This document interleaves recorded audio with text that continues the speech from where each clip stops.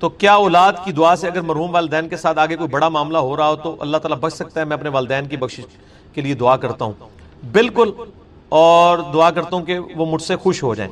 آپ سے خوش ہوں گے جب آپ ان کے رشتہ داروں کے ساتھ حسن سلوک کریں گے۔ ابو داؤد میں حدیث ہے، ایک بندے کی ماں مر گئی، آپ نے فرمایا تیری خالہ زندہ ہے تو اس کے ساتھ حسن سلوک کر، پلس یہ کہ دعا کریں۔ ابن ماجہ میں حدیث ہے کہ ایک شخص کے مرنے کے بعد اللہ تعالیٰ جنت میں اس کا ایک درجہ بلند کرتا ہے، تو پوچھتا ہے میں نے تو یہ عمل نہیں کیا تھا، تو بتایا جاتا ہے کہ تیرے بیٹے نے تیرے لیے استغفار کی تھی۔ صحیح مسلم میں حدیث ہے میت کو 3 ثواب پہنچتے ہیں، ایک تو اس نے اپنی زندگی میں نیکی کا کوئی کام کیا تھا، مرنے کے بعد ملے گا، دوسرا علم کی کوئی بات اس نے لکھی، وہ بھی ظاہر ہے اس کو ملے گا، تیسرا نیک اولاد۔ نیک اولاد ظاہر ہے ماں باپ کی انویسٹمنٹ ہے، ان کے اعمال کا ثواب آٹومیٹکلی ماں باپ کو۔ مثال ثواب کی ایک جو فارم ہے سب سے بڑی، جس کے اوپر پوری امت کا اجماع ہے، وہ ہے میت کے لیے دعائے مغفرت کرنا۔ یہ ہے اصل بنیاد، باقی ساری چیزیں اس کے بعد میں آتی ہیں، اور اس کی جڑ قرآن میں ان الفاظ کے اندر موجود ہے۔ سورۃ الحشر کی آیت نمبر 10 ہے، اعوذ باللہ من الشیطان الرجیم، بسم اللہ الرحمن الرحیم، والذین جاءوا من بعدہم، وہ اہل ایمان جو کہ بعد میں آنے والے ہیں، یقولون، وہ کہتے ہیں اپنے سے جو اگلے گزر چکے ہیں ان کے حق میں دعا کرتے ہوئے، ربنا اغفر لنا ولاخواننا الذین سبقونا بالایمان، اے رب ہمارے مغفرت فرما دے ہماری اور ہمارے بھائیوں کی جو ہم سے پہلے ایمان کی حالت میں دنیا سے رخصت ہو گئے، ولا تجعل فی قلوبنا غلا للذین آمنوا، اور ہمارے دل میں کوئی کجی، کوئی ٹیڑھ پن، کوئی بغض و کینہ ان لوگوں کے بارے میں نہ رکھ جو مر چکے۔ ظاہر ہے جو مر چکا ہے وہ اپنے انجام کو پہنچ چکا ہے۔ صحیح بخاری میں حدیث ہے کہ مردوں کو گالی مت دو، وہ اپنے انجام کو پہنچ چکے ہیں، اچھے یا برے۔ ربنا انک رؤوف الرحیم، اے میرے رب بے شک، اے ہمارے رب بے شک تو بخشنے والا ہے، مہربان ہے۔ تو یہ اہل ایمان کو یہ بات سکھائی گئی ہے کہ ان کی یہ روش ہونی چاہیے کہ جو بھی ایمان کی حالت میں ان سے پہلے لوگ چلے گئے ان کے لیے دعائیں مغفرت کریں۔ اب یہ ایک الگ حقیقت ہے تلخ کہ ایمان کی حالت میں ہمارے معاشرے کے اندر تو اسی کو سمجھا جاتا ہے جو آپ کے فرقے پہ مرا ہو، کیونکہ دوسرے فرقے پہ مر جائے تو وہ تو ایمان کی حالت میں مرا ہی نہیں ہے۔ تو اب یہ ایک تلخ حقیقت ہے، اور اسی وجہ سے آپ دیکھتے ہیں کہ جب ایک مکتب فکر کے لوگ دوسرے مکتب فکر کا جنازہ پڑھ لیتے ہیں تو پھر بعد میں ان کے علماء فتویٰ دیتے ہیں کہ بھئی آپ کا تو نکاح ہی ٹوٹ چکا ہے، آپ نکاح بھی دوبارہ کروائیں اور تجدید ایمان بھی کروائیں، اور اس قسم کی کئی ایک فنی ویڈیوز جو اوریجنل ویڈیوز ہیں، اسلام کا مذاق اڑانے والی، مسلمانوں کی وجہ سے جو ویڈیوز بنی ہیں وہ معاشرے کے اندر عام ہے، وہ آپ نے اکثر اوقات دیکھی ہوں گی۔ اب میرے بھائیو، یہ جو دعا کا معاملہ ہے یہ اللہ تعالیٰ نے ایسا اوبلیگیٹری رکھا ہے کہ ہماری جو اسلام کی بیسک ٹیچنگز ہیں ان کے اندر اس کو ایک ضروریات دین کے طور پر اللہ تعالیٰ نے ان چیزوں کو جاری فرما دیا، جیسا کہ صحیح بخاری اور صحیح مسلم کی متفق علیہ حدیث ہے کہ اللہ کے محبوب صلی اللہ علیہ وآلہ وسلم نے فرمایا کہ ایک مسلمان کے دوسرے مسلمان پہ 5 حقوق ہیں، جب وہ اس سے ملے تو اسے سلام کرے، یہ پہلا حق ہے۔ دوسرا حق، جب وہ بیمار ہو جائے اس کی عیادت کرے۔ تیسرا حق، جب وہ مر جائے تو اس کی نماز جنازہ پڑھے، تو ظاہر ہے نماز جنازہ میں دعا مانگے گا مرے ہوئے کے لیے۔ چوتھا حق، جب وہ دعوت دے تو اس کی دعوت کو قبول کرے۔ اور 5واں حق یہ ہے کہ جب وہ چھینک کے جواب میں الحمدللہ کہے تو آپ اس کے جواب میں کہیں یرحمک اللہ، اللہ تعالیٰ تجھ پر رحم فرمائے۔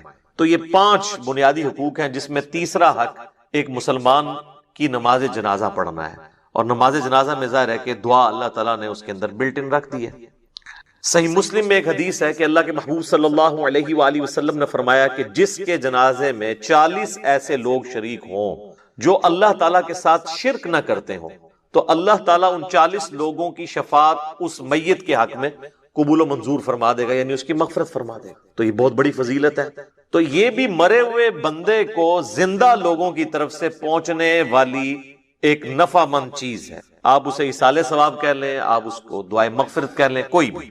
نماز جنازہ میں ہم جو دعا مانگتے ہیں، ویسے تو کئی ایک دعائیں رپورٹ ہوئی ہیں، سب سے مشہور دعا وہ ہے جو جامع ترمذی کے اندر ہے، سنن ابی داؤد کے اندر ہے، سنن ابن ماجہ کے اندر ہے، اور مشکات المصابیح کے اندر بھی موجود ہے۔ اللہم اغفر لی حینا و میتنا، اے اللہ ہمارے جتنے زندہ ہیں ان کی بھی مغفرت فرما اور جو مر چکے ان کی بھی مغفرت فرما۔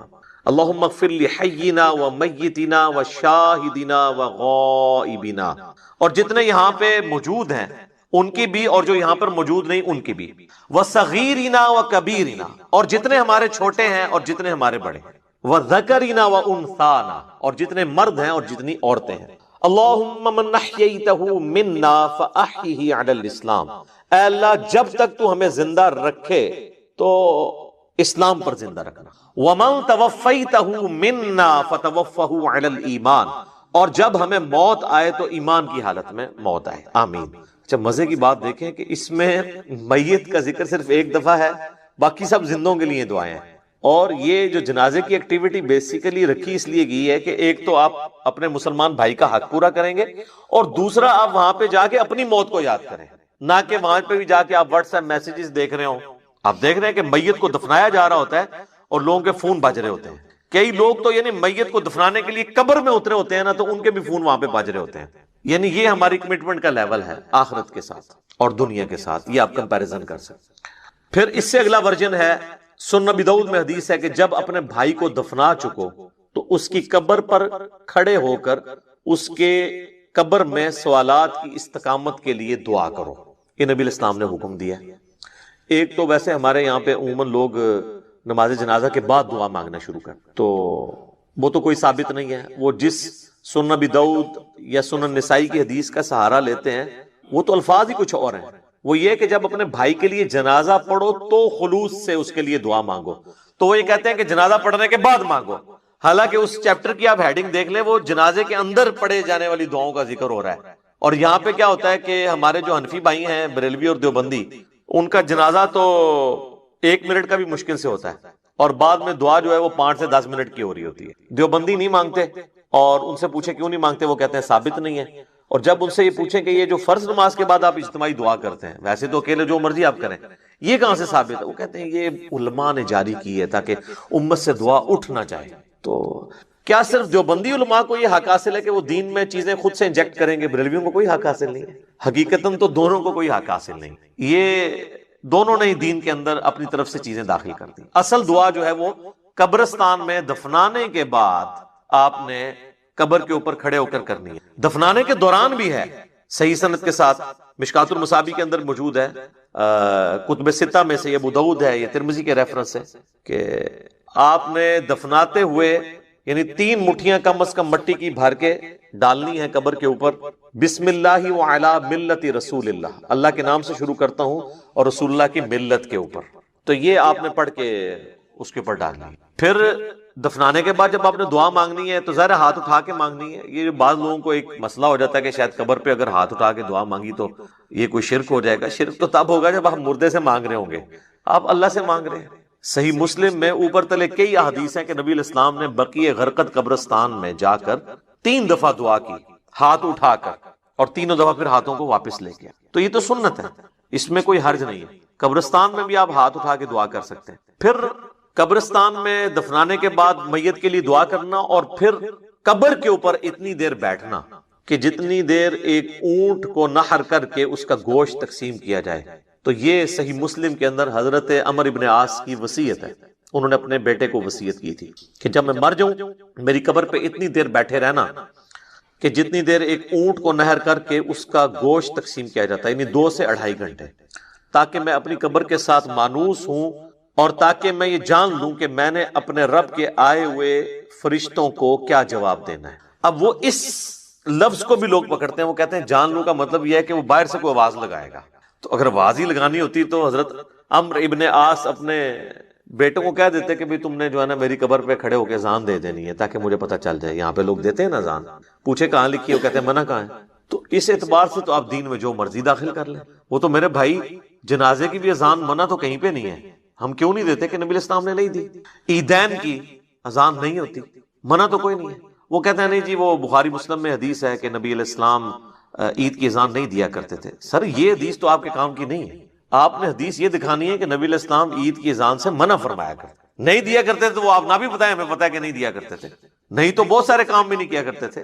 نبی علیہ السلام کی 3 بیٹیاں آپ کی مبارک زندگی میں فوت ہوئی ہیں، آپ نے ان کو اپنے ہاتھوں سے دفنایا، آپ نے کسی کا تیجا 40واں نہیں کیا۔ جب ہم پوچھتے ہیں کہ وہ کہتے ہیں جی وہ منع تو کوئی نہیں نہ کیا، ٹھیک ہے۔ تو منع والا معاملہ یہ ہے میرے بھائی کہ جو کام دین کے اندر نہیں نبی علیہ السلام نے تعلیم فرمایا وہ انڈرسٹوڈ منع ہی تصور کیا ہے. یہ ایک سینسٹیو ٹاپک ہے, میں اس کو اینڈ کے اوپر کنکلوڈ کروں گا, میں موضوع کو تلخ نہیں کرنا چاہتا اس طرف گفتگو لے جا کر. تو بہرحال آپ نے حضرت عمرو بن عاص کی جو صحیح مسلم کی حدیث ہے اس میں ان کی وصیت یہ ہے کہ آپ نے بیٹھنا ہے قبر پہ اتنی دیر, یعنی قبر کے ایگزیکٹ اوپر نہیں بیٹھنا, یعنی پاس بیٹھنا ہے, وہاں بیٹھ کے اللہ کا ذکر کریں, جو مرضی آپ کریں. تو اللہ تعالیٰ ذکر کی برکت سے مردے کے لیے, آپ کی دعاؤں کی برکت سے اس کے لیے آسانی پیدا کر دے گا. اور ظاہر ہے کہ یہ بھی اللہ کی مرضی ہے, زبردستی تو اللہ تعالیٰ کو کسی کی دعاؤں سے نہیں لگائی جا سکتی. والعیاذ باللہ تعالی. اللہم انی اعوذ بک من عذاب جہنم ومن عذاب القبر ومن فتنة المحیا والممات ومن شر فتنة المسیح الدجال. یہ دعا بخاری اور مسلم دونوں میں آئی ہے, اور نبی علیہ السلام حکم دیا کرتے تھے کہ نماز کے تشہد میں 4 چیزوں کے اگینسٹ اللہ تعالیٰ کی پناہ طلب کی جائے. اللہم انی اعوذ بک من عذاب جہنم ومن عذاب القبر ومن فتنة المحیا والممات من شر فتنة المسیح الدجال. اے اللہ میں جہنم کے عذاب سے تیری پناہ مانگتا ہوں, قبر کے عذاب سے تیری پناہ مانگتا ہوں, زندگی اور موت کے فتنے کے اگینسٹ تیری پناہ مانگتا ہوں, اور جھوٹے مسیح دجال مسیح کے فتنے سے تیری پناہ مانگتا ہوں. آمین.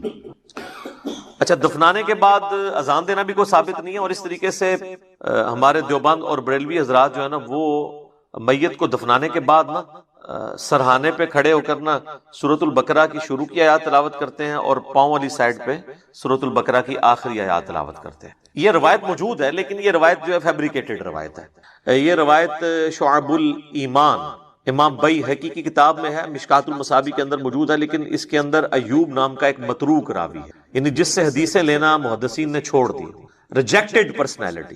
تو یہ یعنی مردود قسم کے راویوں سے روایت کی گئی روایت ہے, اس کی کوئی اصل نہیں ہے. اصل چیز وہی ہے جو میں نے بیان کر دی ابو داؤد سے, کہ آپ نے میت کے لیے دعا کرنی کہ اللہ تعالیٰ اسے قبر کے سوالات میں استقامت عطا فرما. اور قبر کے سوال جو ہیں وہ بخاری, مسلم, ابو داؤد, مسند احمد میں رپورٹ ہوئے ہیں. کچھ حصہ بخاری مسلم میں ہوا ہے, کچھ ابو داؤد میں, ترمذی میں, مسند احمد میں. پہلا سوال ہوگا من ربک, تیرا رب کون ہے. دوسرا سوال ہوگا ما دینک, تیرا دین کیا ہے. تیسرا سوال ہوگا, ترمذی میں تو الفاظ ہیں من نبیک, تیرا نبی کون ہے. بخاری میں الفاظ ہیں ما کنت تقول فی حق ھذا الرجل, تو اس مرد کے بارے میں دنیا میں کیا کہا کرتا تھا, یا تو کیا کہے گا اس کے بارے میں. وہ کہتے ہیں جی نبی علیہ السلام کی شکل مبارک دکھائی جاتی ہے اور پوچھا جاتا ہے اس مرد کے بارے میں. تو یہ حاضر رجل, وہ کہتے ہیں حاضہ کا مطلب تو ہے کہ وہاں پہ موجود ہوں گے. سر اگر حاضہ کا مطلب وہاں پر موجود ہوں گے تو اس کے جواب میں یہ تو نہیں ہونا چاہیے ہوا محمد رسول اللہ, ہوا تو پھر جو ہے وہ تھرڈ پرسن کا صیغہ ہے, ہونا چاہیے حاضہ محمد رسول اللہ. تو اس کا جو ایک طریق ہے مسند احمد اور سنن ابی داؤد میں, اس میں الفاظ ہیں اس مرد کے بارے میں تیرا کیا خیال ہے, الذی بعث فیکم, جس کو اللہ نے تم میں مبعوث کیا تھا نبی بنا کے. یہ نہیں کہ یہ جو قبر میں آپ کے سامنے آئے ہوئے ہیں یا کوئی قبر میں تصویر دکھائی جاتی ہے, یہ بالکل جھوٹی بات ہے. تو یہ 3 سوالات, اور ایک چوتھا سوال ہے جو میں نے ایکسپلور کیا تھا جس کی وجہ سے کافی ہنگامہ کھڑا ہوا کہ قبر میں 3 نہیں 4 سوال ہوں گے. وہ چوتھا سوال جو ہے وہ مؤمن کے لیے اور منافق کے لیے ڈیفرنٹ ہوتا ہے. وہ بخاری میں بھی ہے, سنن ابی داؤد کے اندر بھی.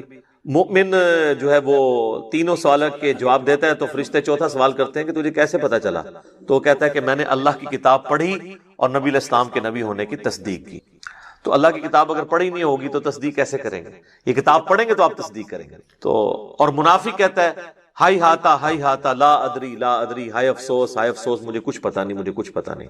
تو فرشتے اس کو کہتے ہیں کہ تو نے خود پڑھ کر سیکھنے کی, سمجھنے کی کوشش کیوں نہیں کی, یا کسی ایسے شخص سے پڑھنے کی کوشش کیوں نہیں کی جسے ان چیزوں کا پتا تھا.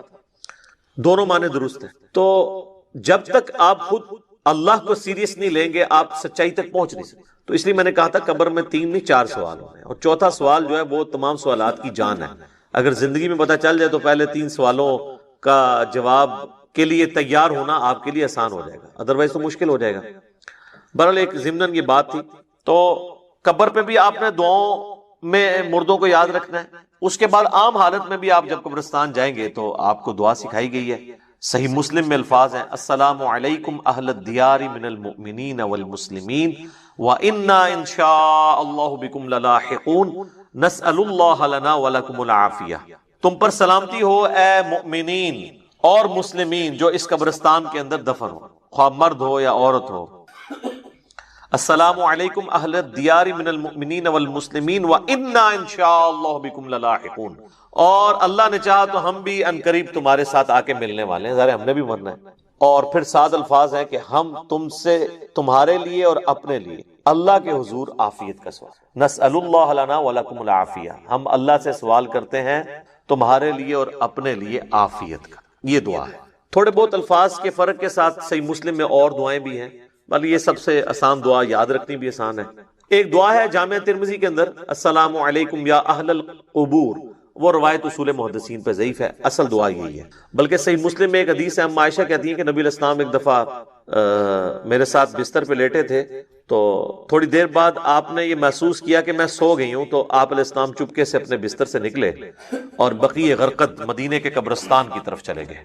تو کہتی ہیں میں بھی نا جاسوسی کرنے کے لیے پیچھے کسی اور بیوی کے پاس نہ چلے گئے، میں بھی نکلی اور میں نے حضور علیہ السلام کو دیکھا کہ آپ بقیع قبرستان میں یوں ہاتھ اٹھا کے دعا کر رہے ہیں، 3 دفعہ آپ نے ہاتھ اٹھا کے دعا کی اور اپنے ہاتھوں کو واپس کیا۔ تو وہ کہتی ہیں میں جلدی جلدی بھاگتی بھی واپس آئی، آ کے بستر پہ لیٹ گئی، اور یہ یعنی میں نے ایکٹ کرنے کی کوشش کی کہ میں تو یہاں سے گئی نہیں تھی، لیکن سانس پھولا ہوا تھا، سانس تو نہیں کو روک سکتا۔ وہ بزرگ ہی ہیں جو 12 دن تک وضو روک کے رکھتے ہیں، تو چونکہ جھوٹ ہوتا ہے نا، تو کہتے ہیں کہ میرا سانس پھولا ہوا تھا۔ نبی علیہ السلام جب واپس آئے تو انہوں نے سیدہ عائشہ سے فرمایا کہ تم میرے پیچھے آئی تھی، اور اگر تم مجھے نہیں بتاؤ گی نا تو تمام غیب کا جاننے والا تو مجھے بتا ہی دے گا۔ علم غیب بھی کلیئر کر دیا حضور نے۔ آپ نے نہیں کہا کہ مجھے تو پتہ ہے، میں تو حاضر و ناظر ہوں، ان کا مجھے اللہ تو خبر دے دے گا۔ تو تم نے کیا گمان کیا اللہ اور اس کا رسول تمہارے ساتھ خیانت کریں گے، یعنی میں کسی اور بیوی کے پاس چلا گیا؟ تو ان کا یا رسول اللہ ایسا ہی تھا، میں آپ کے پیچھے آئی تھی۔ تو آپ نے فرمایا کہ اصل میں جب میں لیٹا تو جبریل علیہ السلام اللہ کی طرف سے میرے پاس آئے، اور انہوں نے مجھے اللہ کا پیغام دیا کہ اللہ تعالیٰ آپ کو حکم دیتا ہے کہ آپ بقیع غرقد کے جو مدفن ہے وہاں پہ لوگ، ان کے لیے جا کے دعائیں مغفرت کریں۔ اچھا، وہ دعائیں مغفرت تو آپ وہاں بھی بیٹھ کے کر سکتے تھے۔ اس سے یہ پتہ چلی کہ قبرستان جا کے دعائیں مغفرت کرنا یہ چیز پسندیدہ ہے اللہ تعالیٰ کو، اور پھر نبی علیہ السلام سے دعا کروانا یہ امت کی تعلیم کے لیے بھی تھا۔ تو نبی علیہ السلام نے وہاں پہ دعا کی، آپ کی دعا کی برکت کا حصہ ان لوگوں کو نصیب ہوا۔ تو اس سے یہ پتہ چلا کہ آپ قبرستان جا کے آپ ہاتھ اٹھا کے بھی دعا کریں گے، رات کے وقت بھی جا سکتے ہیں۔ اور صحیح مسلم میں الفاظ ہیں، عائشہ کہتی ہیں کہ نبی علیہ السلام اکثر بقیع غرقد قبرستان چلے جایا کرتے تھے دعا کرنے کے لیے قبرستان میں۔ تو یہ یعنی نبی صلی اللہ علیہ وآلہ وسلم کی سنت ہے۔ باقی ہاتھ اٹھا کے دعا کرنا فرض نماز کے بعد بھی اپنی انڈیویجول دعا کر سکتے ہیں، اس کے لیے تو کوئی ممانعت نہیں۔ ابو داؤد میں تو روایت کمزور ہے، لیکن المستدرک للحاکم میں صحیح سند سے ہے کہ تمہارا رب سخی ہے، کریم ہے، حیا فرماتا ہے ایسے شخص سے جو اس کے حضور ہاتھ اٹھا کے دعا کرتا ہے کہ اسے محروم لوٹائے۔ ہاتھ اٹھا کے دعا کرنا اللہ تعالیٰ کو بغیر ہاتھ اٹھائے دعا کرنے سے زیادہ محبوب ہے۔ اور دعا کے بعد چہرے پہ ہاتھ پھیرنا بھی سنت ہے، بلکہ امت یہ وہ سنت ہے جو واقعی سنت ہے، جو اجماع اور عملی تواتر سے ٹرانسفر ہوئی ہے۔ اور الادب المفرد امام بخاری کی کتاب کے اندر صحیح بخاری کی سند کے اوپر یہ حدیث موجود ہے کہ حضرت عبداللہ ابن زبیر اور حضرت عبداللہ ابن عمر یہ دعا کے بعد اپنے چہرے پر ہاتھ پھیرا کرتے تھے۔ نبی اسلام کے حوالے سے بھی ملتا ہے، ابو داؤد میں روایت کمزور ہے، اس لیے شیخ زبیر علی صاحب نے مشکات کے فٹ نوٹ پہ اس روایت کے اوپر ضعیف کا حکم لگا کے ساتھ الادب المفرد کی روایت لکھ دی ہے کہ یہ روایت درست ہے۔ ویسے بھی امت کا اجماع ہے، اس کے لیے حدیثوں کی تو ہمیں حاجت نہیں ہے، امت کا اجماع اور عملی تواتر سنت سے چہرے پہ ہاتھ پھیرنے کو ٹرانسفر کر رہی ہے۔ لہذا چند ایک علماء عرب کا اسے بدعت کہنا ان کے یعنی کم علمی کی نشانی ہے اور ایک تنگ نظری کی نشانی ہے۔ اوورال یہاں پہ بھی جو اہل حدیث ہیں وہ چہرے پہ ہاتھ پھیرنے کے قائل ہیں۔ میں ضمناً ساتھ چھوٹے چھوٹے مسائل بتا دیتا ہوں تاکہ آسانی ہو جائے۔ تو آپ نے چہرے پہ ہاتھ بھی پھیرنے ہیں۔ اس طریقے سے صحیح مسلم میں حدیث ہے کہ نبی علیہ السلام اپنی والدہ کی قبر پر گئے، آلموسٹ آپ سمجھ لیں اپنے والدہ کی وفات کے 50 سال کے بعد، کیونکہ یہ فتح مکہ کے بعد کی بات ہے، تو 50 سال تقریباً گزر چکے تھے، اور آپ علیہ السلام قبر پہ گئے اور آپ روئے، اور آپ کو دیکھ کے آپ کے ساتھی بھی اصحاب بھی روئے، اور پھر آپ علیہ السلام نے فرمایا میں تمہیں قبروں پہ جانے سے منع کیا کرتا تھا۔ ظاہر نئی نئی قوم بت پرستی سے پھری تھی تو اس لیے نبی علیہ السلام احتیاط کرتے تھے، اب میں تمہیں حکم دیتا ہوں کہ قبروں پہ جایا کرو کیونکہ یہ موت کو یاد دلاتی۔ لیکن یہ قبروں پہ جانا ہے، مزارات کے اوپر نہیں۔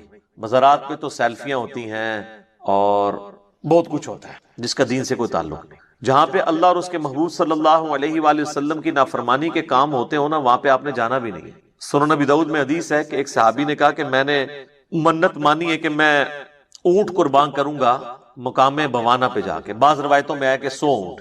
تو نبی علیہ السلام نے فرمایا کہ دیکھنا وہاں پر زمانے جاہلیت میں کسی بت کی پرستش تو نہیں ہوتی تھی اس زمانے میں، اب نہیں. اگر اس زمانے میں بھی ہوتی تھی نا تو نہیں جانا. یا وہاں پر کوئی زمانے جاہلیت میں میلہ تو نہیں لگا کرتا تھا.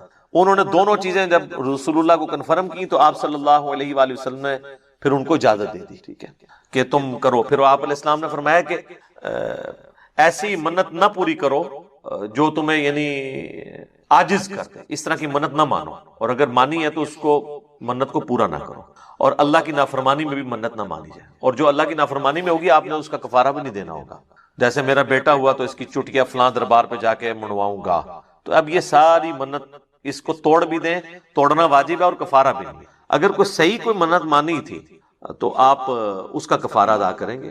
ویسے ہوتا کچھ نہیں ہے. بخاری مسلم میں حدیث ہے کہ منت ماننے سے کنجوس کا مال نکل جاتا ہے، یہ مصیبت کو نہیں ٹال سکتا. تو بہرحال یہ ہے کہ آپ نے منت کا پھر کفارہ وہی ہے جو بخاری مسلم میں آیا کہ منت توڑنے کا کفارہ وہی ہے جو قسم توڑنے کا کفارہ سورۃ المائدہ کی آیت نمبر 89 میں ہے کہ ایک غلام آزاد کریں یا 10 مساکین کو کھانا کھلائیں یا 10 مساکین کو کپڑے لے کر دیں، اور اگر کوئی غریب ہے تو 3 مسلسل روزے رکھ لیں. تو اس طرح کی پھر منتیں آپ نے پوری نہیں کرنی ہوگی. بہرحال نبی علیہ السلام نے اپنی والدہ کی قبر پہ جا کے یہ امت کو میسج دیا کہ آپ نے قبروں کو لاوارث نہیں چھوڑنا، قبروں پہ جانا ہے، قبروں پہ جا کے عبرت حاصل کرنی ہے، اور قبروں پہ جا کے ان قبر والوں سے نہیں مانگنا بلکہ ان کے لیے دعا کرنی ہے کہ اللہ تعالیٰ ان کی مغفرت کا کوئی سامان کرے، کیونکہ وہ ہماری دعاؤں کے محتاج ہیں جو قبرستان میں دفن ہے، کیونکہ وہ تو اب اپنے اعمال آگے نہیں بڑھا سکتے.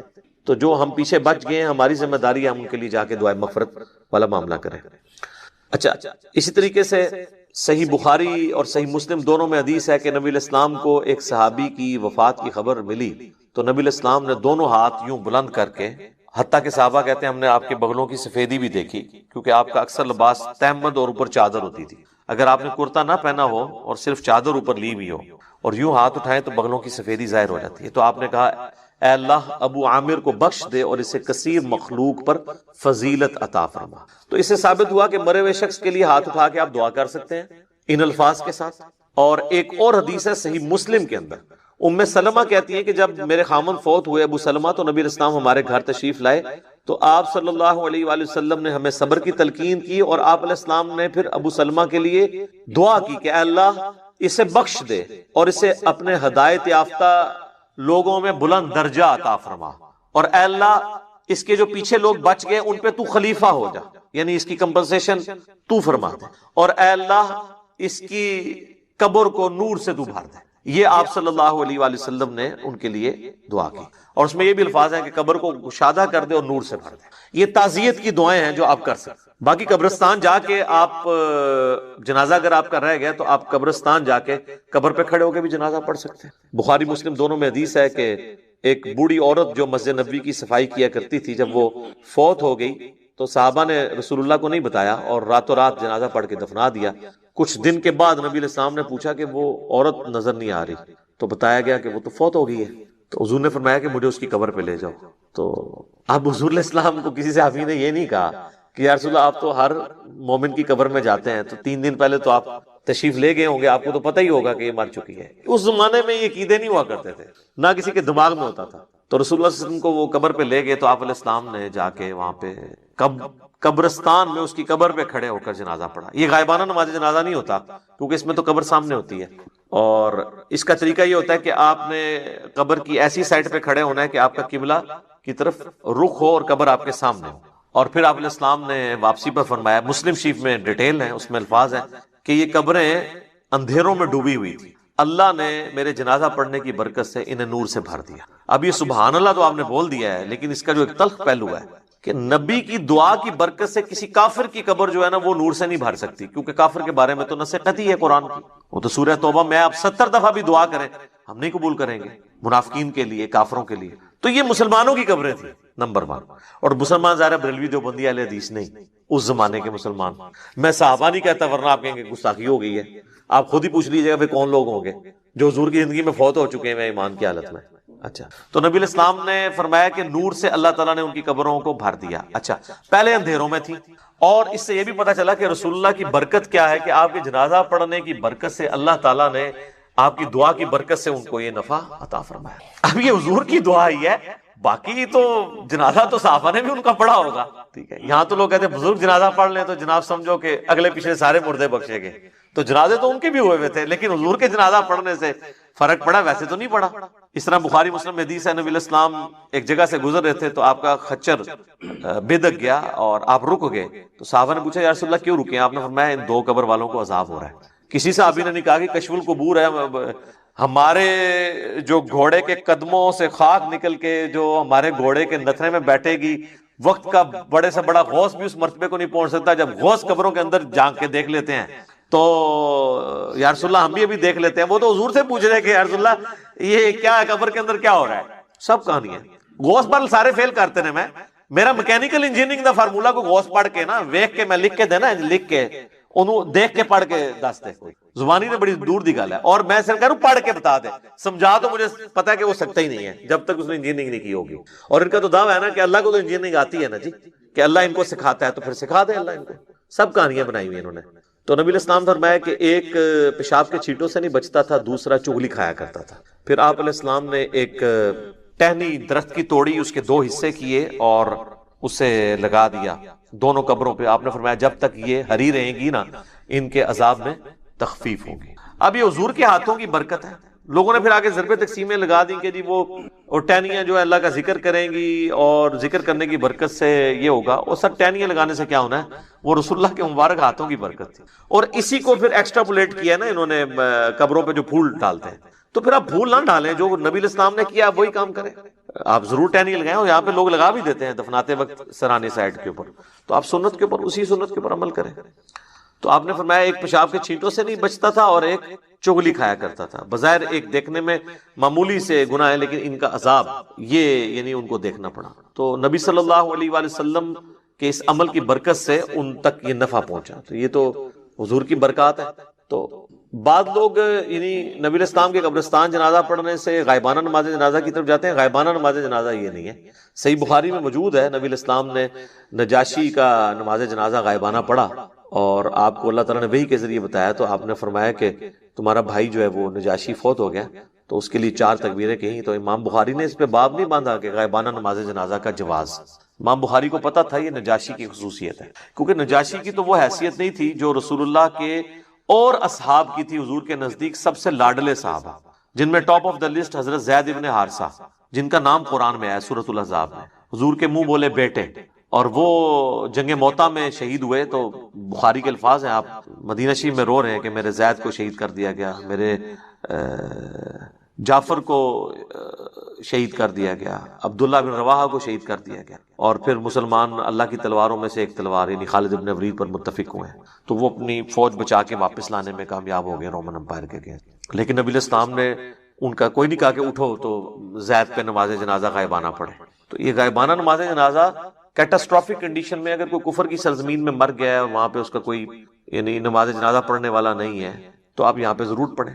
یہاں تو ایک شہر میں مرتا ہے، ہزاروں کا جنازہ ہوتا ہے، دوسرے شہر میں اس کا غائبانہ پڑھ رہے ہوتے ہیں. اور اس کا پڑھ رہے ہوتے ہیں جو ذرا امیر ہوتا ہے، جس نے زیادہ فنڈ دیا ہوتا ہے. غریب آدمی کے لیے کہتے ہیں جی دعا، امیر آدمی کے لیے غائبانہ نماز جنازہ. ٹھیک ہے نا؟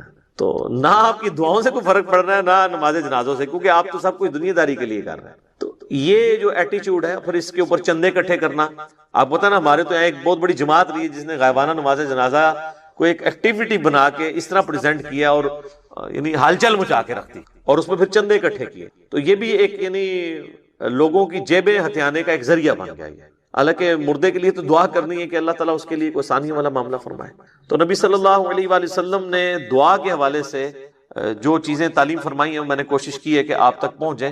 کہ آپ نے دعا کرنی ہے جب کوئی شخص مر جاتا ہے، اس کے لیے دعا کرنی ہے جنازے کی شکل میں، پھر قبرستان میں جا کے دعا کرنی ہے اس کی قبر پہ کھڑے ہو کے، اس کے بعد قبر پہ بیٹھے رہنا ہے اتنی دیر، 2-2.5 گھنٹے جتنی دیر اونٹ نہر کر کے اس کا گوشت تقسیم کیا رہتا ہے، چند لوگ بیٹھ جائیں. اس کے بعد بھی وقتاً فوقتاً جب قبرستان جانا ہے اس کے لیے دعا کرنی ہے، اور قبرستان نہ بھی جائیں اپنی نمازوں کے اندر آپ نے دعا کرنی ہے اس کے لیے.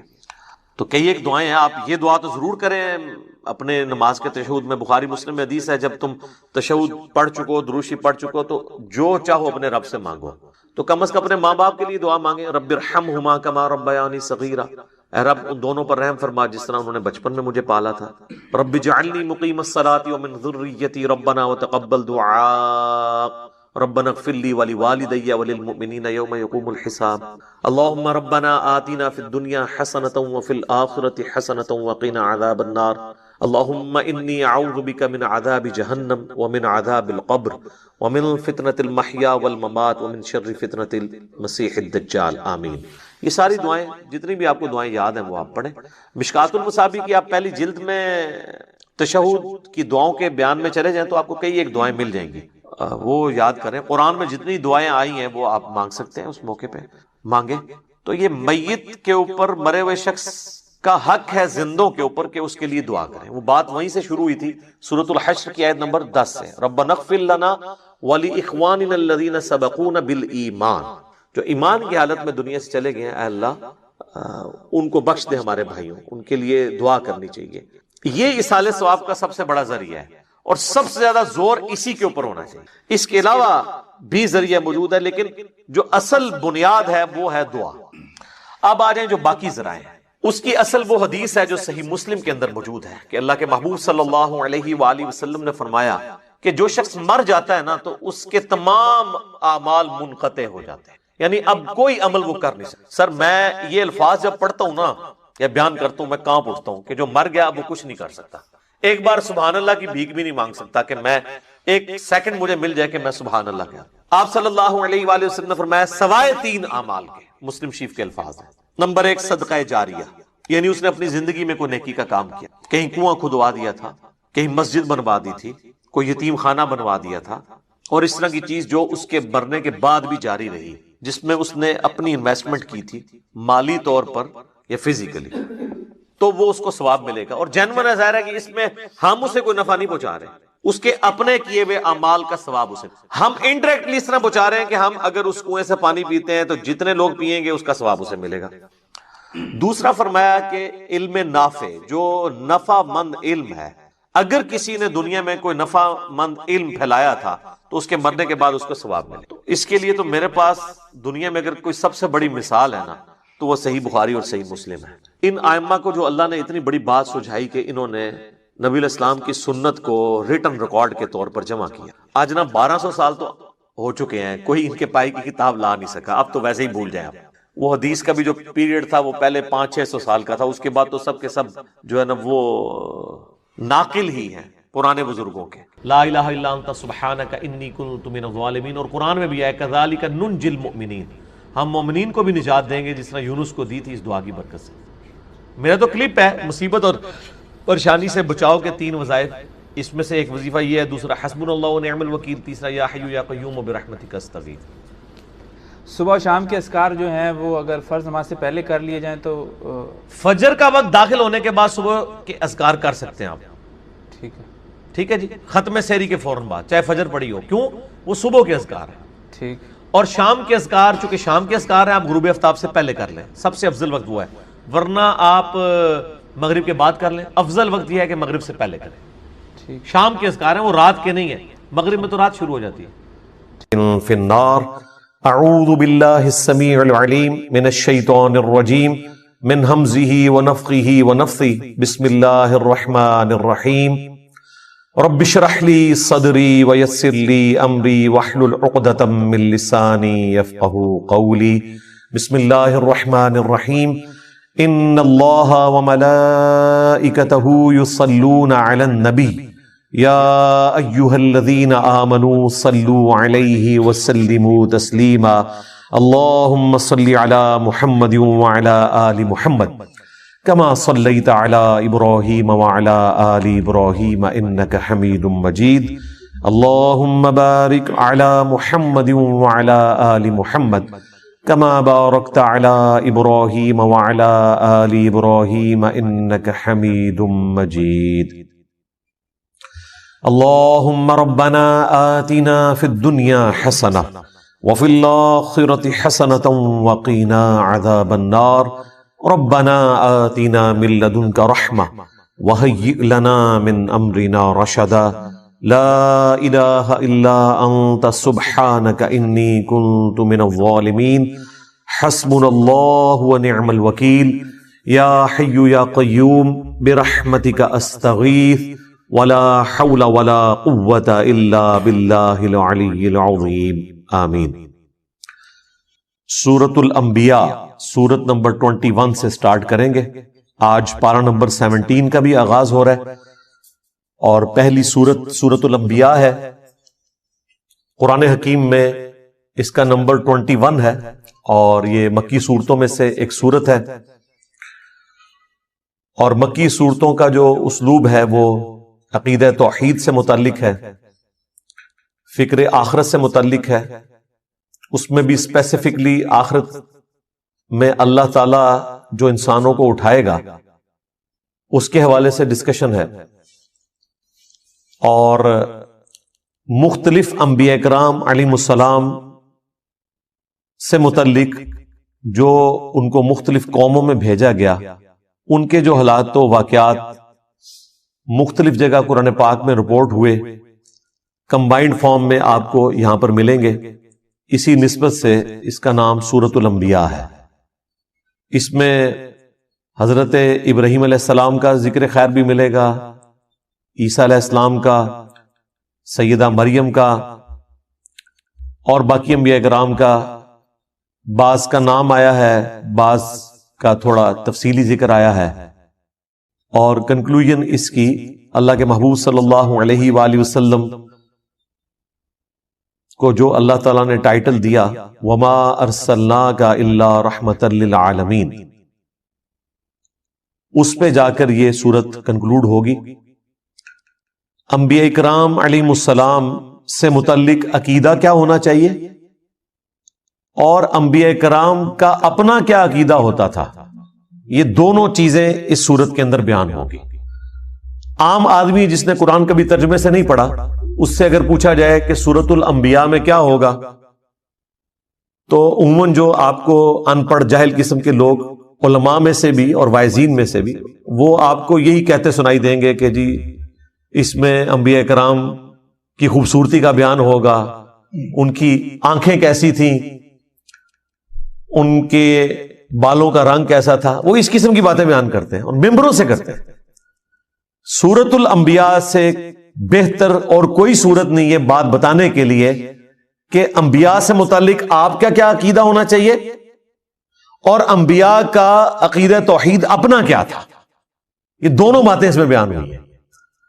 اور ہمارے سب کانٹیننٹ میں جو دین تصوف نے عقائد کی خرابی پروپیگیٹ کر دی ہے، اس کی جڑ کاٹنے کے لیے ایک سورت کافی ہے، چھوٹی سی سورت ہے، اور عقیدہ توحید کو بھی واضح کرے گی، انبیاء کرام علیہم السلام کے اپنے سٹیٹس کو بھی واضح کرے گی کہ انبیاء کے بارے میں آپ نے کیا عقیدہ رکھنا ہے، ان کو منی گاڈ نہیں بنانا، اور انبیاء کرام ہر مشکل ہر پریشانی میں اپنے رب کی طرف رجوع لاتے تھے۔ اس کا ذکر بھی آپ کو اس میں ملے گا۔ یہ ڈومیننٹ چیز ہے سورۃ الانبیاء کے حوالے سے۔ سٹارٹ ہی میں آپ کو نبی اسلام کا جو ذکر خیر ہے، آپ کی جو دعوت توحید ہے، اس کے مقابلے پر مشرکین عرب نے جو آپ کو رسپانس کیا اور جو آپ کے لیے غلط زبان استعمال کی، آپ علیہ السلام کو جو تانے دیے، اور اس پر جو اللہ تعالیٰ کا جواب ہے، شروع کی چند آیات میں ہی آپ کو عقیدہ کلیئر ہو جائے گا۔ اس عقیدے کا کوئی لینا دینا نہیں ہے دین تصوف میں پھیلائے گئے عقیدوں سے، جن میں پیغمبر منی گاڈ ہوتا ہے، کوئی بزرگ بابا جو ہے وہ منی رسول ہوتا ہے، اور ان کے علماء جو ہیں وہ منی صحابی ہوتے ہیں۔ یعنی اس طرح ان کو ٹائٹل دیے ہوتے ہیں انہوں نے، اور ایسے مرتبے دیے ہوتے ہیں۔ یہ سٹارٹ ہی میں آپ کو بالکل کلیئر ہو جائے گا۔ اعوذ باللہ من الشیطان الرجیم، بسم اللہ الرحمن الرحیم۔ اقترب للناس حسابهم، قریب آ گیا ہے لوگوں کے حساب کا وقت۔ وہم فی غفلۃ معرضون، لیکن ان کا حال یہ ہے کہ وہ غفلت میں منہ پھیرے ہوئے ہیں. ایبسولوٹلی اس آیت کو دیکھا جائے تو پوری انسانیت کے لیے جیسے انسان نے مرنا ہے، آخرت کی زندگی شروع ہو جانی ہے، اس کا حساب بالکل اس کے قریب ہے، لیکن انسان غفلت کی زندگی گزار رہا ہے. اور اگر آپ اسے ریلیٹیولی دیکھیں آنے والے ٹاپک کے ساتھ، تو یہ مشرکین عرب سے متعلق ہے کہ اللہ تعالیٰ نے ان کے لیے فیصلہ فرما لیا ہے کہ ان پر عذاب استیصال آئے گا غزوہ بدر کی شکل میں، اس کے بعد غزوہ احد کی شکل میں، خندق کی شکل میں. کئی لوگوں کو اس سے پہلی توبہ کی توفیق مل جائے گی، کئی کو نہیں ملے گی. ان کے حساب کا وقت اب قریب آ چکا ہے، لیکن یہ غفلت میں منہ پھیرے ہوئے ہیں. ما یأتیہم من ذکر من ربہم محدث، ان کے رب کی طرف سے کوئی بھی نئی نصیحت نہیں آتی مگر اس حال میں الا استمعوہ وہم یلعبون، کہ وہ اسے سنتے تو ہیں مگر کھیل کود میں مگن ہوتے ہوئے، کیجول لیتے. سورۃ الفرقان میں ہے نا کہ اللہ کے نیک بندوں کی نشانی یہ ہے کہ وہ اندھے اور بہرے بن کر اللہ کی آیات پر نہیں گرتے، غور و تفکر کرتے ہیں. اللہ تعالیٰ کی طرف سے پیغام آیا، اسے سیریس لینے کی ضرورت ہے. بجائے اس کے کہ اسے سیریس لیں، وہ کہتے تھے یہ اگلے لوگوں کی کہانی ہے، اور پہلے بھی ہم نے اتنی باتیں سنی، کوئی عذاب نہیں آیا. اگر یہ نبی واقعی سچا ہے اور یہ کہتا ہے کہ مرنے کے بعد زندہ کیا جائے گا، تو بڑا آسان سا ٹیسٹ ہے، ہمارے ماں باپ کو زندہ کر دے، ہمارے سامنے لے آئے، ہم اس پہ ایمان لے آئیں گے. تو بھائی اگر یہ سب کچھ ہو جائے تو پھر آپ کون سا ایمان لے کر آئے؟ ایمان کا تو مطلب ہی ہے غیب میں دیکھ کر ماننا. ان الذین یخشون ربہم بالغیب لہم مغفرۃ واجر کبیر، جو اپنے رب سے بغیر دیکھے ڈرتے ہیں ان کے لیے مغفرت اور بڑا اجر ہے. دیکھ کر تو سب نے مان لینا ہے. تو اللہ تعالیٰ فرما رہا ہے ان کے پاس کوئی بھی نصیحت آتی ہے، قرآن کی کوئی بھی صورت نازل ہوتی ہے، آیات نازل ہوتی ہیں، تو وہ اسے کیجول لیتے ہیں، اس حال میں سنتے ہیں کہ وہ کھیل میں مگن ہے. آج مسلمانوں کا بھی یہی حال ہے. مسلمان تو خیر اس سے بھی پیچھے چلے گئے، وہ کم از کم سن لیتے تھے، یہ تو سننے سے بھی قاصر ہے. عربی آتی نہیں ہے، ترجمہ سنتے نہیں ہیں. لاہیۃ قلوبہم، ان کے دل غافل ہو چکے ہیں. وَأَسَرُّ النَّجْوَى، اور یہ آپس میں سرگوشیاں کرتے ہیں. الذین ظلموا، جو کہ ظالم لوگ ہیں، اور کہتے کیا ہیں؟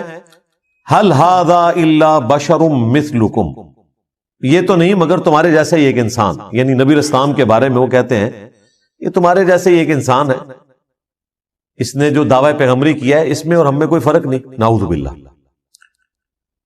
افتأتون السحر وانتم تبصرون، کیا تم پیروی کرو گے اس جادو کی جس کو تم اپنی آنکھوں سے دیکھ رہے ہو کہ یہ جادو کر رہا ہے، اس میں کوئی حقیقت نہیں ہے، تو آنکھوں سے دیکھنے کے باوجود تم اس سحر کی پیروی کرنا شروع کر دو گے. وَلِعَوْذُ بِاللَّهِ تَعَالَى. یہ نبی اسلام کے لیے وہ غلط کلمات استعمال کرتے تھے. اس کے بعد بھی کافی ساری چیزیں آئیں گی، لیکن اس میں غور طرف بات یہ ہے کہ ان کی بات سچ ہے لیکن اس کا اینگل انہوں نے غلط دیا ہوا ہے. یہ بات تو سچ ہے کہ نبی اسلام بھی انسان ہی تھے. سورہ بنی اسرائیل میں آیا کہ اگر زمین پر فرشتے آباد ہوتے تو ہم فرشتوں میں سے پیغمبر بھیجتے. اب چونکہ انسان آباد ہے تو انسانوں میں سے پیغمبر آئے گا. بات سچ ہے، لیکن بظاہر تو یہ ہماری طرح کے انسان ہیں، اس میں کوئی شک نہیں ہے. سب سے بڑا فرق اس حوالے سے جو وہ ایمفسائز نہیں کرتے تھے وہ یہ تھا کہ ان پر اللہ کی طرف سے وحی آتی ہے، اور وہ ایسا کلام لے کر آئے ہیں عربیوں میں کہ عربی بھی ششدر رہ گئے قرآن کے اس اعجاز کو دیکھ کر. اسی وجہ سے جو لوگ حق سے غافل تھے انہوں نے یہ کہنا شروع کر دیا گویا کہ نبی اسلام جادو کر دیتے ہیں لوگوں کے اوپر. جو بھی سنتا ہے وہ آپ پر ایمان لے آتا ہے اگر وہ سلیم الفطرت ہوا. اگر بےایمانی پہ اترا ہوا ہے تو اس کے لیے قرآن میں کوئی ہدایت نہیں. سیدھی سی بات ہے، قرآن میں ہدایت اس کے لیے جو واقعی ہدایت قبول کرنا چاہے. صحیح مسلم میں جو دماد نامی ایک عامل کا ذکر ملتا ہے، اردو میں ہم زماد کہتے ہیں، عربی میں دماد ضاد کے ساتھ.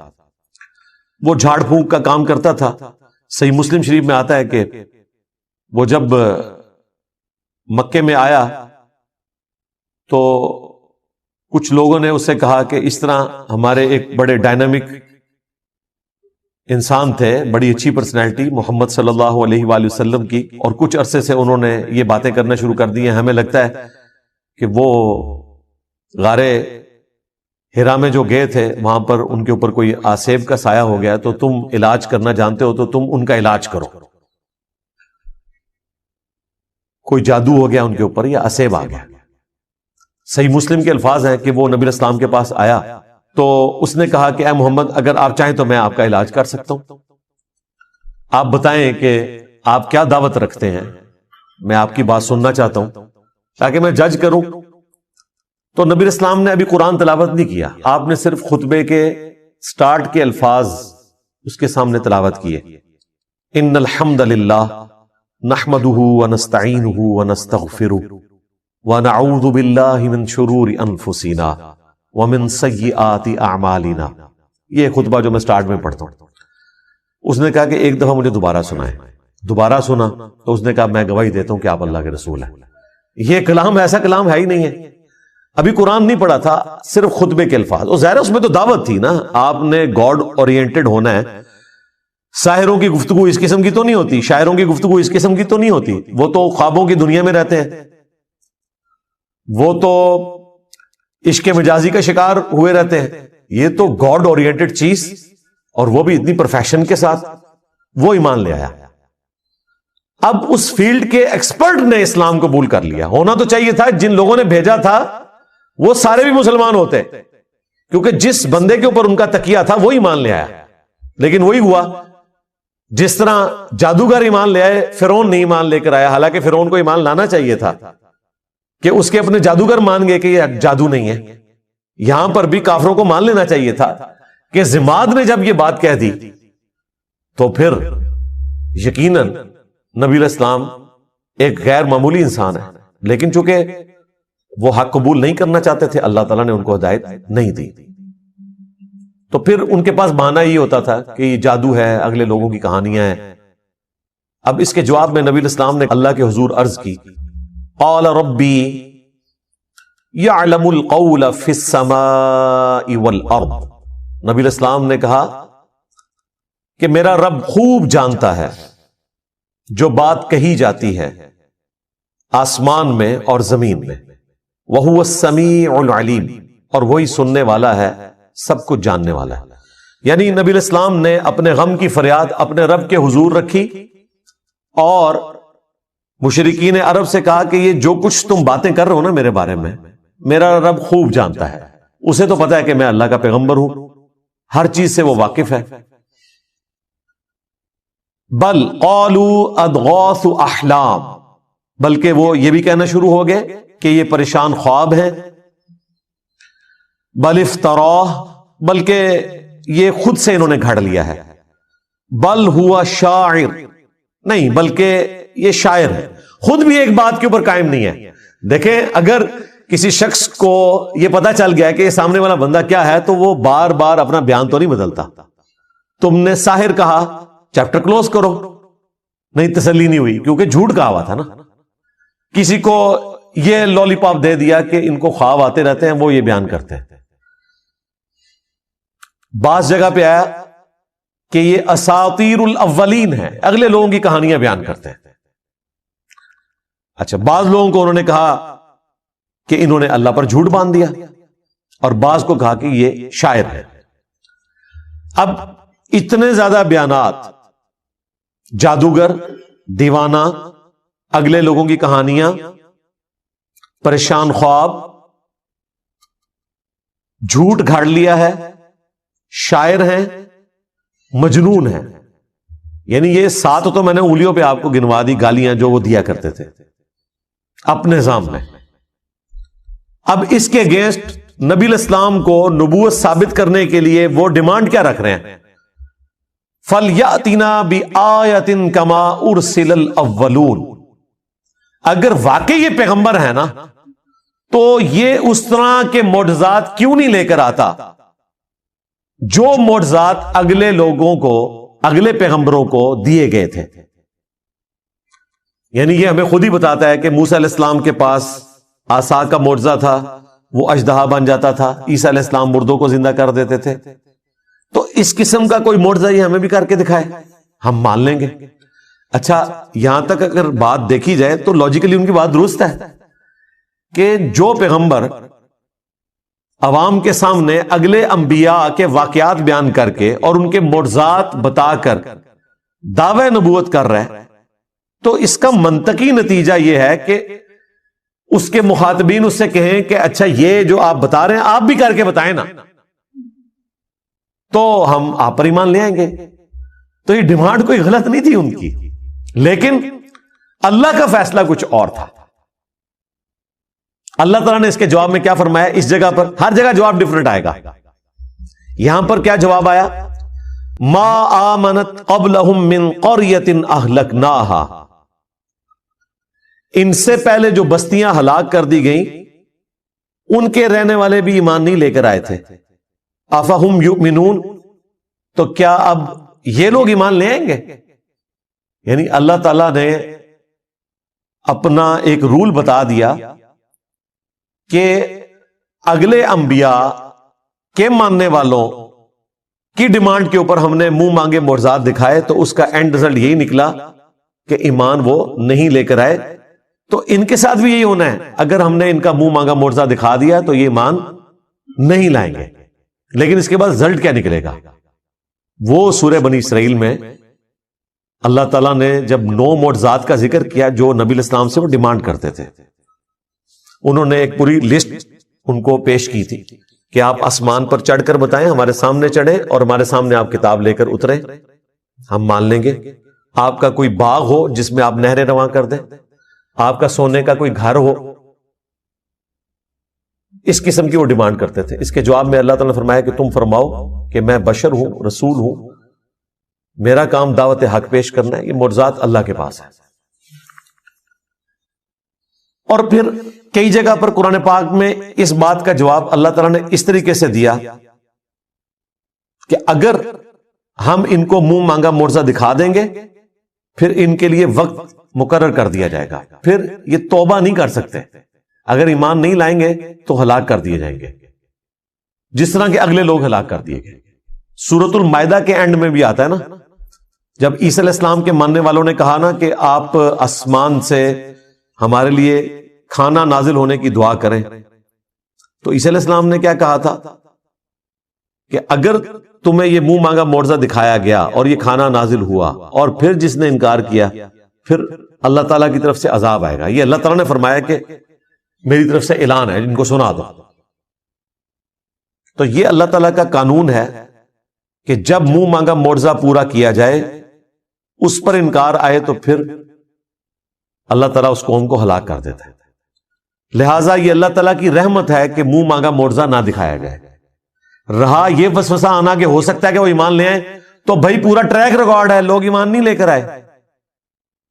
سورۃ الانعام میں سورہ الحجر میں اللہ تعالیٰ نے فرمایا کہ اگر ہم ان کی آنکھوں کے سامنے آسمان سے قرآن کو نازل کرتے تختیوں کے اوپر اور یہ نازل ہوتا ہوا دیکھ لیتے اور اس لکھی ہوئی کتاب کو اپنے ہاتھوں سے چھو بھی لیتے، تب بھی انہوں نے یہ کہنا تھا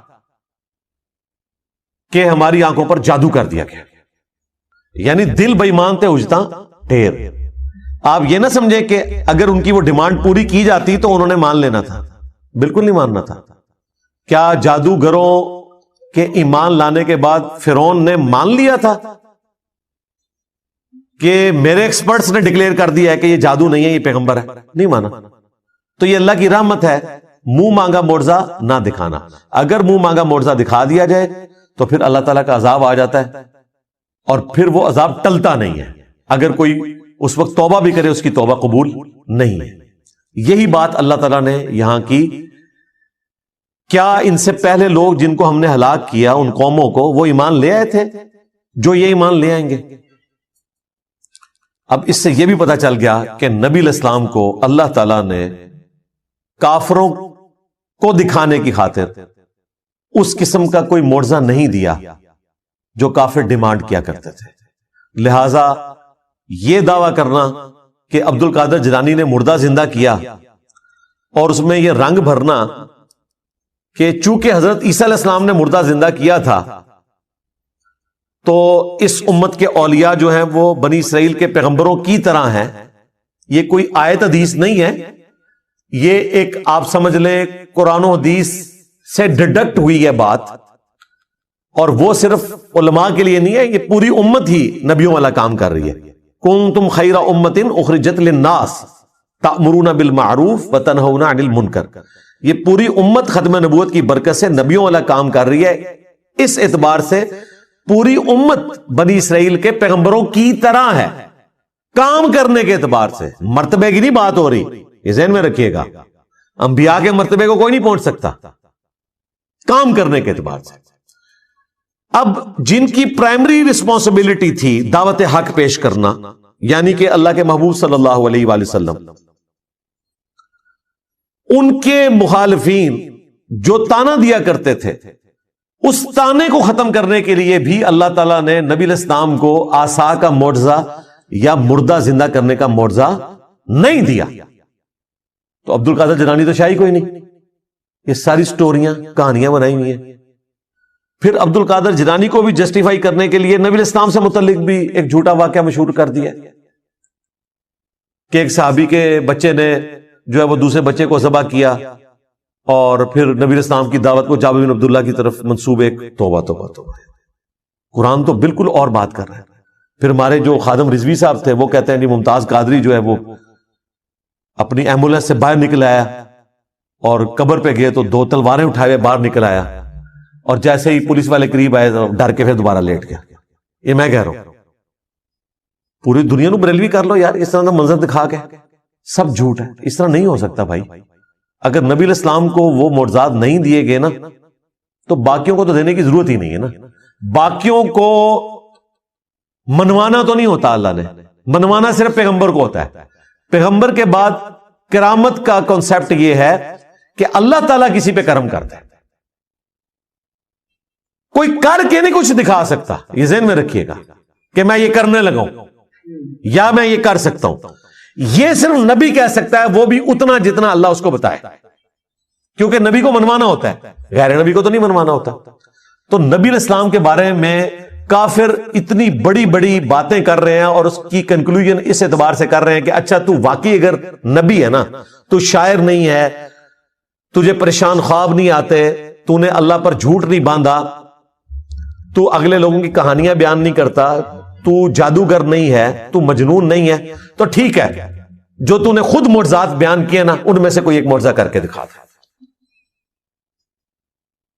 نہیں، سورۃ الانعام میں اللہ تعالیٰ نے فرمایا اے نبی ہم نے تو معجزہ نہیں دکھانا جو یہ ڈیمانڈ کر رہے ہیں، تم سے ہو سکے تو زمین میں کوئی سرنگ تلاش کر لو یا آسمان پہ سیڑھی لگا دو اور کوئی معجزہ لے آؤ، اور اے نبی جاہلوں میں نہ ہو۔ اتنے سخت الفاظ ہیں۔ یہ قرآن ہے بھائی، یہ کتابوں کا خدا ہے، یہ بابوں کا خدا نہیں ہے، یہ بابوں کا پیغمبر نہیں ہے، یہ بابوں کا دین نہیں ہے، یہ کتابوں کا دین ہے، جو واقعی صحیح بات اللہ تعالیٰ کی طرف سے انسانیت کو پہنچائی گئی ہے۔ تو کلیئر کٹ اللہ تعالیٰ نے فرمایا کہ چونکہ اگلے لوگ ایمان نہیں لے کر آئے تھے، یہ بھی نہیں لائیں گے، لہٰذا ان کے لیے یہ ہے کہ انہیں ڈھیل دی جائے